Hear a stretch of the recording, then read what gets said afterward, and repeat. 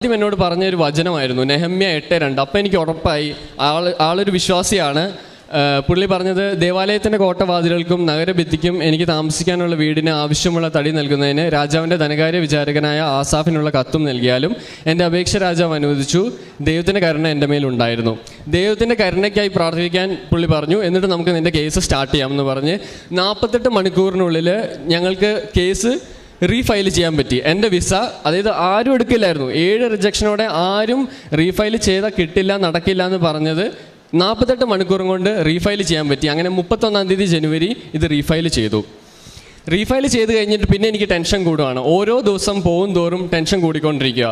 അപ്പോൾ ഒരു 15 ദിവസത്തിനുള്ളിൽ കിട്ടുമായിരിക്കും എന്ന് വിചാരിച്ചിരുന്നു. അത് നടന്നില്ല. 16ാമത്തെ ദിവസമായിരിക്കും. അങ്ങനെ ഓരോ ദിവസവും ഇങ്ങനെ ടെൻഷൻ അടിച്ചുകൊണ്ടിരുന്നു, പ്രാർത്ഥിച്ചുകൊണ്ടിരുന്നു. മുട്ടുകുത്തി കരഞ്ഞ് കൊന്ത ചൊല്ലിക്കൊണ്ടിരുന്നു. കരുണക്കൊന്ത ചൊല്ലുമായിരുന്നു. വചനങ്ങൾ ചൊല്ലി കുറേ പ്രാർത്ഥിക്കുമായിരുന്നു. തടസ്സങ്ങൾ മാറാൻ കുറേ വചനങ്ങൾ ചൊല്ലി പ്രാർത്ഥിക്കുമായിരുന്നു.